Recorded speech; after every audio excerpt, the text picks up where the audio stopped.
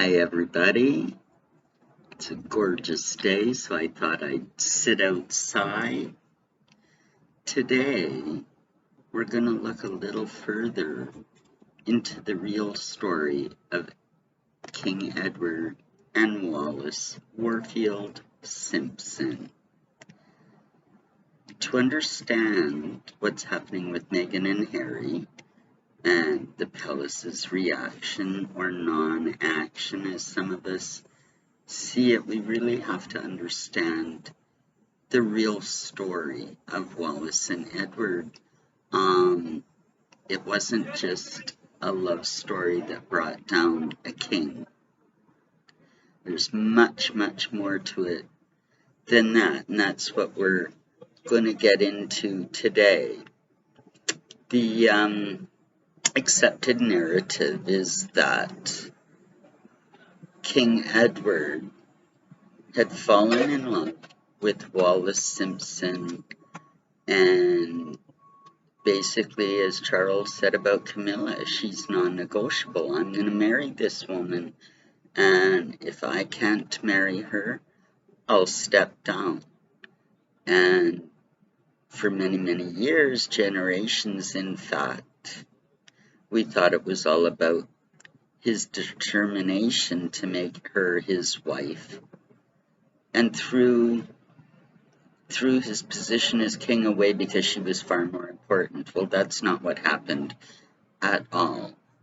In fact, by the time that Edward had ascended to the throne, he had been dating Wallace for over 5 years. The establishment knew it, the high society and the other royals, they all knew it. But as deference was at the time, to save embarrassment of the royal family, the press would not report on it. So the average Brit didn't have a clue what was going on. Although stories about their affair had been in the American press, the French and other European countries, around the world it was talked about, but suppressed in England, as we've seen many, many times, the royal family having the ability to suppress the press, and out of deference, the press not reporting on things that they know about. And this is what had happened. So everybody in the government knew about it. Everybody in the palace planners, they all knew about it. And most of them, the archbishop, before he even became king, Edward had enemies in the establishment, because you see, as Prince of Wales, he was very socially conscious, very socially minded. He wanted to do something for the regular people. He wasn't concerned so much with the pomp and ceremony. He called it princing. He just wanted to do his work and get away with all the, big hats and costumes and foo-for-all, ceremonial stuff. And this is what the ceremonial stuff and all of that, the church loved that. The palace planners loved that. This is how monarchy had always been portrayed, golden carriages and horse parades and balcony, big ceremonies. This was the fodder for the people, and he wasn't quite so concerned with all of that as he was with average people. During his time as Prince of Wales, he was hugely popular with the public. They loved him.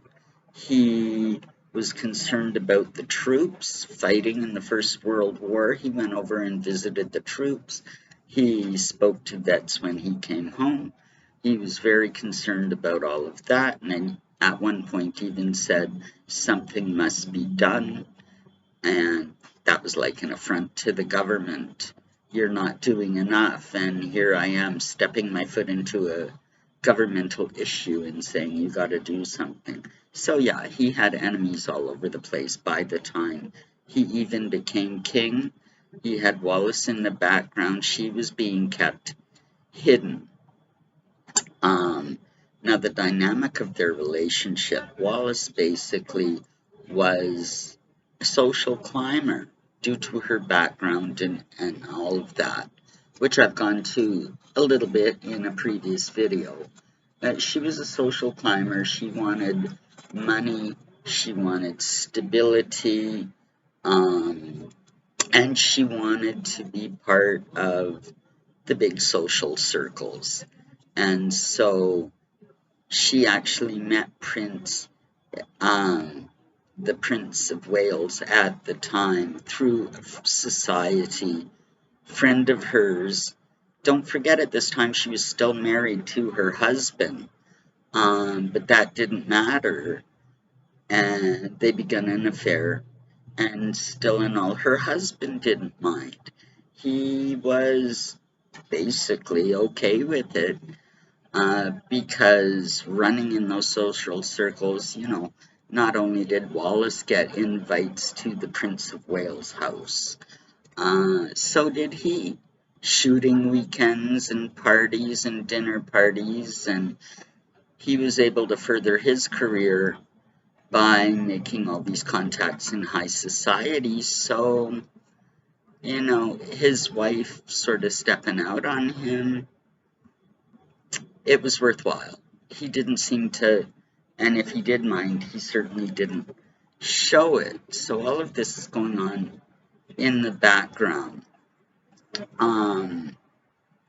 What was more concerning to the palace planners and all of this, other than the affair, that was like an aside.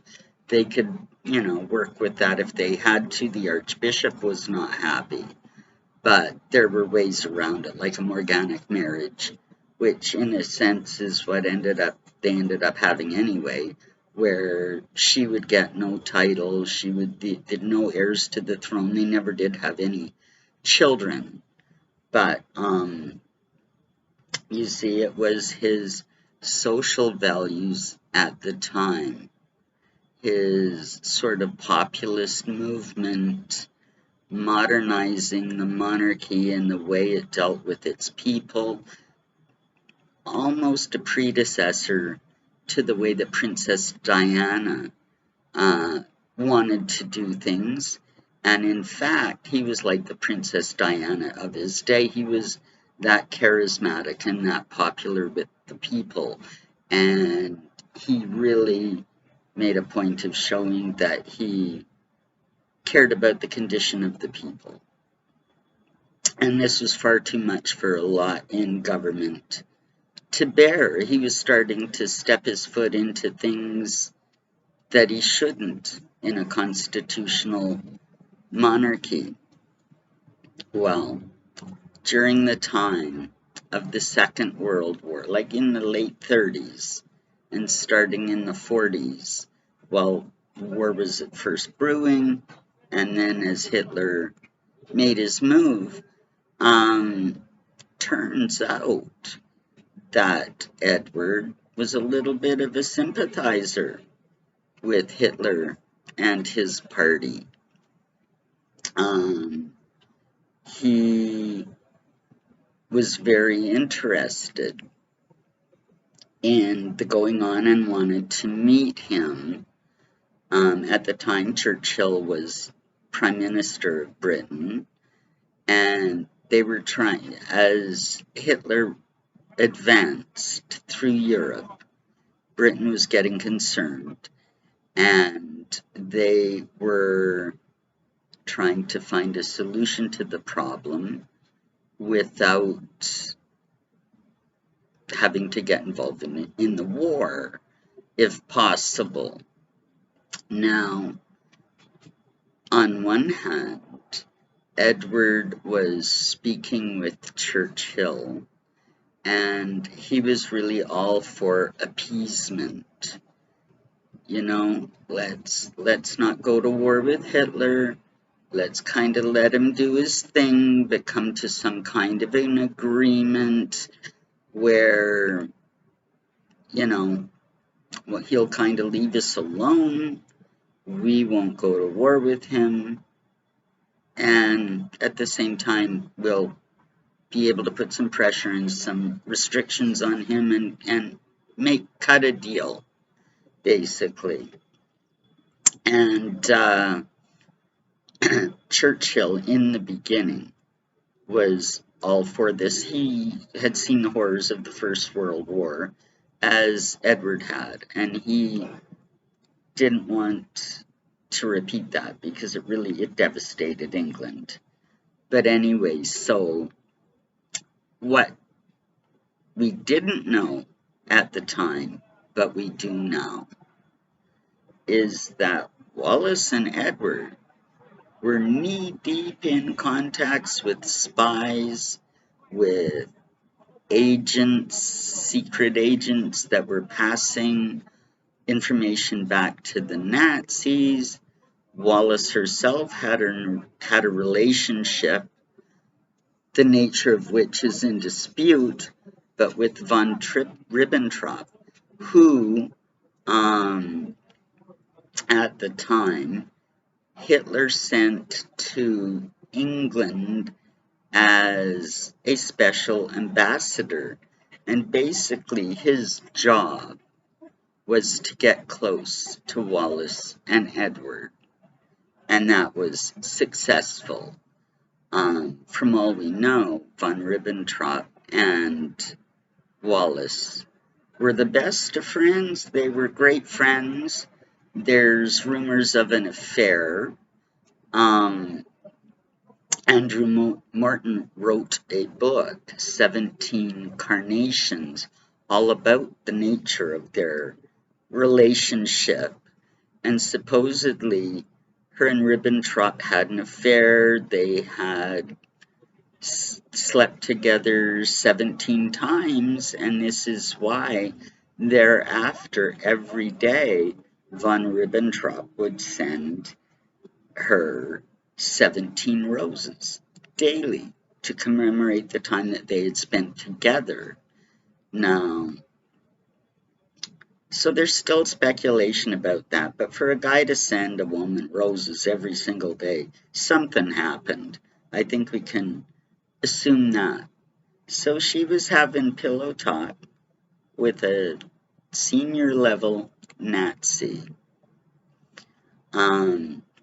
One of their best friends and advisors to Edward happened to have a lot of connections with the Germans as well.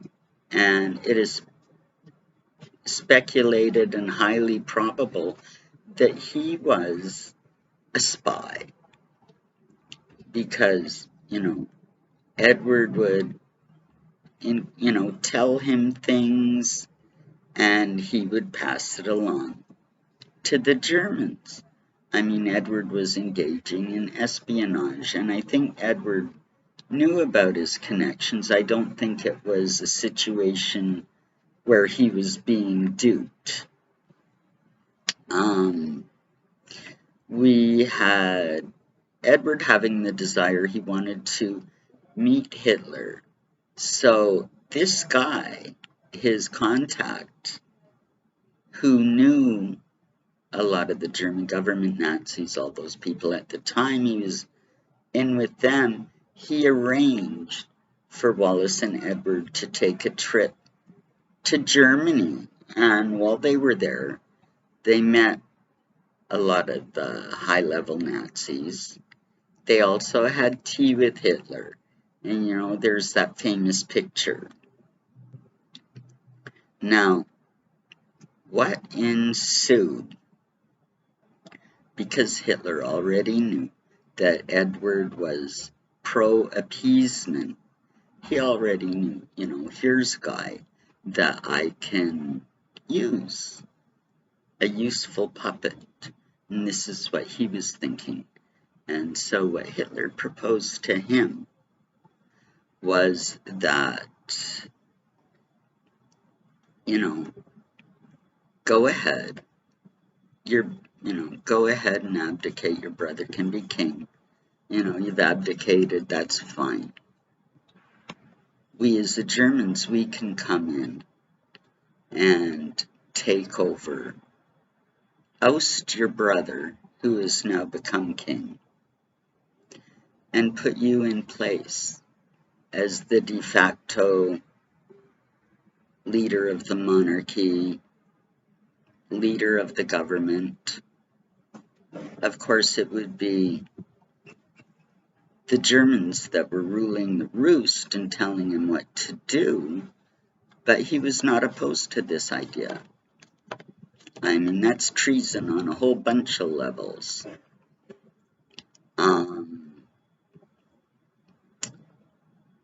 There was things, because of the fact that Edward was meeting with Churchill, Edward was meeting with the government, he knew what was going on as far as the war, and he even went on to give information to his contact that was passed to the Germans that changed the outcome of a couple specific battles. And I'm not going to go into it all here, but if you do research this, you'll be able to find it. He also made a very terrible statement at one point that was passed along. What he said was, come on, to the Germans, he said, yeah, bomb the hell out of England, bring her to her knees, then she'll comply. I mean, at any time, that's a very traitorous thing to say. So he was a pro-Nazi, willing to bring down the British government and the British monarchy as it stood at the time. This is what it was all about. The government knew it. The CIA knew it. The FBI knew it. The MI5 knew it. France knew it. Everybody knew it. The royal family knew it. But they couldn't let this out to the public. How do you so they had to get rid of him. They absolutely had to get rid of him. He was dangerous to the government. He was dangerous to the church.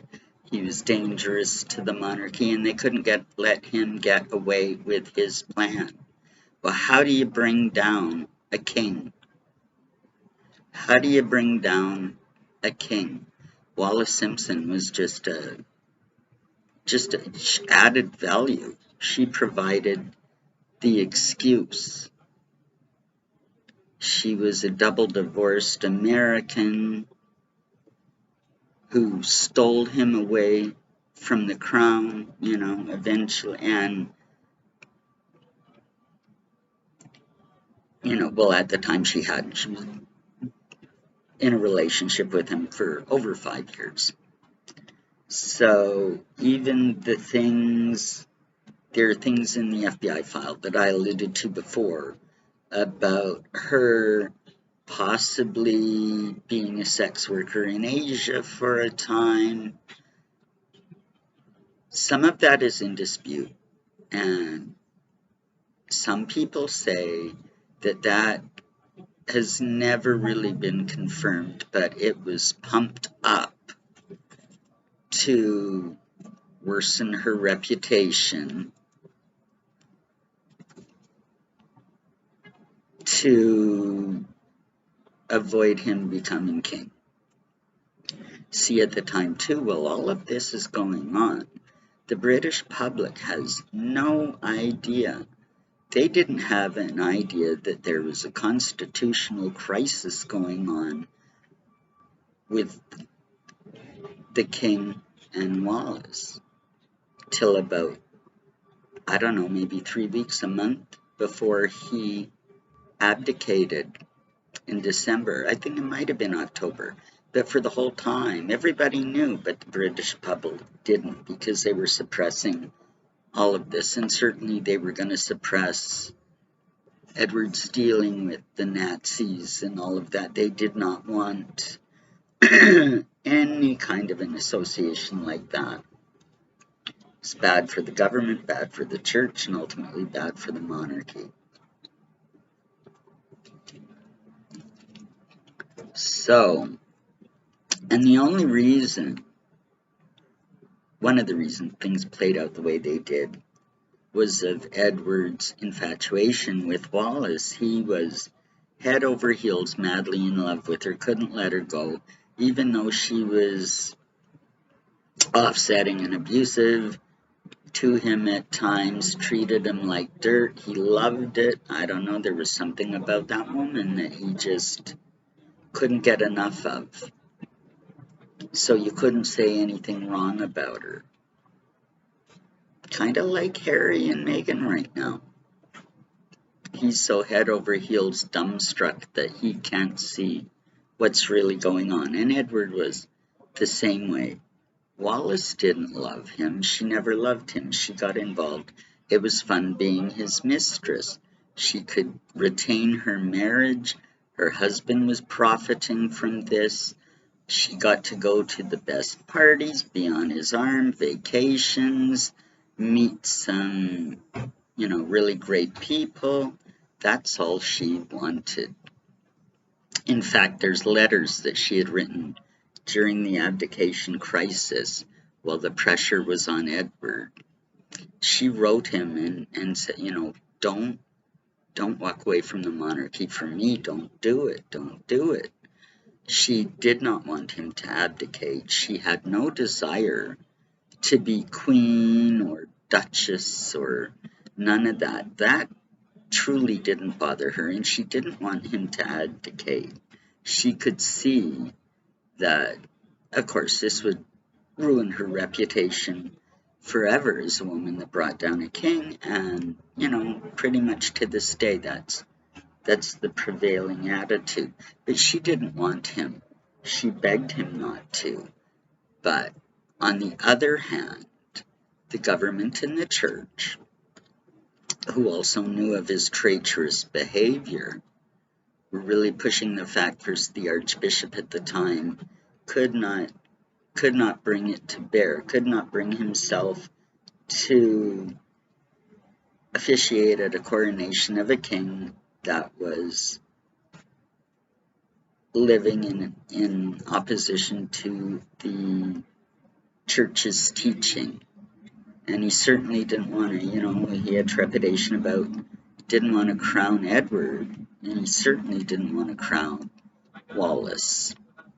So there was pressure for him, and at that time, the church actually had a lot of pull. They had a lot of influence. You had the government at the time that was worried about Edward's politics and what was to come. They also knew there was the issue of her being twice divorced, that really a church wedding, which is what Edward wanted. He wanted a church wedding. He wanted her to be given her Royal Highness status. The government was completely opposed to this. So they worked together to pressure Edward, saying, we can't do it, you can't marry her. It's either, you can't do it. They did offer him the option of a morganic marriage, which means that they could marry not in the church. She would get no titles, and if they did have children, they would not be true heirs to the throne. And of course, this is something that Edward opposed completely, because as much as he loved her, he wanted her put on the highest pedestal possible with all the acclaim, and they just wouldn't do it. And it came to an argument with the Archbishop and Edward. The Archbishop arguing his case, and Edward saying to him, out of frustration and desperation, if I can't marry her, I'll abdicate. And those words sealed his fate, because the Archbishop was like, aha, We got him. This is how we get him. This is how we bring him down. And that's exactly what happened. He was forced basically out. But it was a situation where he thought it was his idea because of the manipulation. He wouldn't be, he's going to leave the crown for the woman he loves, like he said in his speech. And Wallace was mortified. She couldn't believe what was happening. The public was upset. And this forced Queen Elizabeth's father then, at the time, Bertie, as he was known in the family, to ascend to the throne as King George III, which made Elizabeth heir to the throne at the age of 10.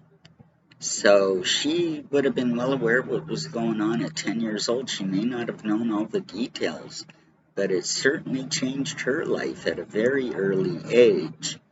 And so that's what really happened with Wallace and Edward. And if you skip forward to today, because we've all been wondering, well, why is the Queen letting Harry and Meghan get away with what they do? I think one of the factors, and there's many, in fact, my next video is going to be covering some more of my thoughts on this, but one of the main reasons is how closely this story is mirroring the Wallace and Edward story and what happened, what she saw happen. It split the family apart. It was devastating for the royals and for everybody involved. Now with Meghan and Harry, he's of the same mind. Meghan gets what Meghan wants. She can do no wrong. It's his wife. Everybody's against her. He's of this attitude. Nobody can tell him anything because he won't listen, because it's all about Meghan. In the meantime, just like Edward, even though he's much less educated and not near as savvy, Harry has a social conscience, or thinks he has a social conscience. He's going through the motions of caring about the environment and caring about people and mental health. He's not an educated guy, not a smart guy, but he's got his little platform as an eco-warrior, which is all a sham, and he's a hypocrite, but that's beside the point. He has, in the last year, criticized the British government. He's suing the British government over his whole security thing. He's at war with the British government. He's at war with the monarchy. He has insulted the American government over several issues, the Constitution being one of them. He, wants to speak at the UN. Nobody listened, but that's beside the point. Spouting his BS. So Harry and Meghan are a bit of a danger because they're getting themselves involved in politics. They're bad-mouthing the crown. They're suing the government, making enemies everywhere they go. And they're making it very difficult for the royal family.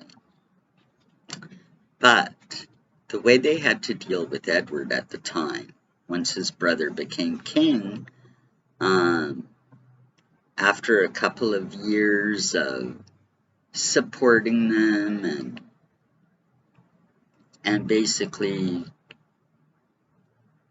coddling them, they had to cut them loose and just say, no, you're not allowed back in England. You're not allowed to have any say in anything anymore. Just they exiled them, and they ended up living in France and New York, I think, for the remainder of their lives. They had to completely get rid of them. And I think this is where we're at with the point with Harry and Meghan, and this is something the Queen didn't want to do. This is why I think behind the scenes she has tried to keep things under wraps, try to get them to all get along, get over this, smooth things over, because she saw the devastation in the royal family at the time of Edward's abdication, and she doesn't want to repeat this now, especially at this late stage of her career, as we shall. She doesn't want this happening again. So, in classic fashion, she's trying to underplay everything, but behind the scenes, I think there's a lot going on, again, that we don't hear about. She's trying to work the situation. But anyway, that's what I think. That's the true story of Wallis and Edward, and that's the real comparison with Harry and Meghan. I think they're dangerous to the government, to the monarchy. Absolutely. And so I think we're going to get to a point where the shoe's going to drop and they will have to banish them. I can't see it playing out any other way. Might take a year or two more, but I can't see the situation resolving itself unless that happens. So there again, complete replay of the past. Isn't it interesting? Like and subscribe, and we'll see you in the next one.